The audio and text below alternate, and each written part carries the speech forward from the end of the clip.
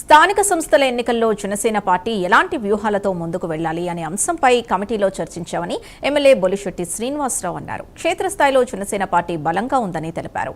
స్థానిక సంస్థల ఎన్నికల్లో తమకు గౌరవప్రదమైన వాటా కోటా రెండూ ఉండాలని అంటున్న బొలిశెట్టి శ్రీనివాసరావుతో మా ప్రతినిధి లక్ష్మి ఫేస్ టు ఫేస్. ప్రస్తుతం మనం మంగళగిరిలోని సీకే కన్వెన్షన్ హాల్లో ఉన్నాము. ఇక్కడ జనసేన పార్టీ ఆత్మీయ సమావేశం జరుగుతుంది. ఈ సమావేశానికి పార్టీ ముఖ్య నేతలంతా హాజరవుతున్నారు. ఈ నేపథ్యంలోనే మనతో మాట్లాడేందుకు జనసేన పార్టీ ఎమ్మెల్యే బొలిశెట్టి గారు మనతో పాటు ఉన్నారు. సార్ చెప్పండి, ఈ స్థానిక సంస్థల ఎన్నికలకు సంబంధించి మీటింగ్ పెట్టారు. ఏ అంశాలు ప్రధానంగా చర్చకొచ్చే అవకాశం కనిపిస్తా ఉంది? అంశాలు ఏం లేదు, మనం ముందు నుంచి ఒకటే చెప్తున్నాం, ఎక్కడ మనం బలంగా ఉంటే అక్కడ నెగ్గుతాం. జరిగినటువంటి ఎమ్మెల్యే ఎలక్షన్స్ వేరు, స్థానిక సంస్థలు వేరు. పార్టీ ఎప్పుడు కూడా బలపడాలంటే డెఫినెట్గా స్థానిక సంస్థల్లో మనం బలంగా ఉండాలనేది పవన్ కళ్యాణ్ గారి ఆదేశం.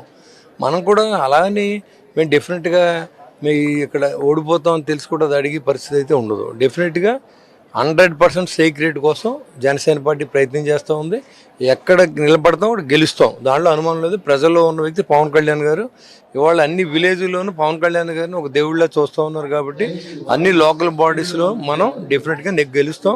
దాని మీద డిస్కస్ జరిగింది, ఒక నిర్ణయం వస్తుంది. ఇంకా ఇన్ఛార్జీలు నేలేదు వేసిన తర్వాత 30% సీట్లు కంపల్సరీ కావాల్సిందని ఒక డిమాండ్ కూడా ఉంది అనేది కోఆర్డినేషన్ కమిటీ చెప్పాలి. అది నేను చెప్పలేను, అది నేను చెప్పేంత ఇది నాకు లేదు. డెఫినెట్గా కళ్యాణ్ గారు ఏం చెప్తే చేయడం సిద్ధంగా. అంటే కూటమిలో మీరు బలమైన భాగస్వామ్యంగా ఉన్నారు జనసేన పార్టీ అయినప్పటికీ కూడా క్షేత్రస్థాయిలో కొన్ని చిన్న చిన్న పనులు కూడా అవ్వట్లేదని చెప్పి జన సైనికులు కానీ వేరే మహిళలు కానీ ఆవేదన చెందుతున్న విషయం కూడా. లోకల్ బాడీస్ అన్ని వస్తేనే కదా అవుతాయి. ఇప్పుడు లోకల్ బాడీస్లో బలం చేసుకుంటాం, వాళ్ళందరినీ చూస్తాం. ఎవరైతే గత ఎలక్షన్స్లో పార్టీ కోసం నిలబడ్డారో, చాలా పార్టీలు పోటీ చేయడానికి ముందు రానప్పుడు కూడా జన సైనికులంతా నిలబడ్డారు.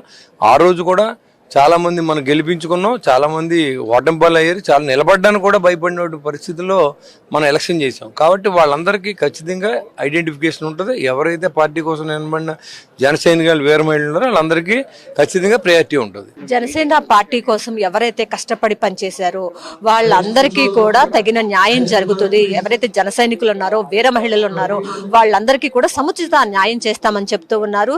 గత సార్వత్రిక ఎన్నికలు వేరు, స్థానిక సంస్థల ఎన్నికలు వేరు.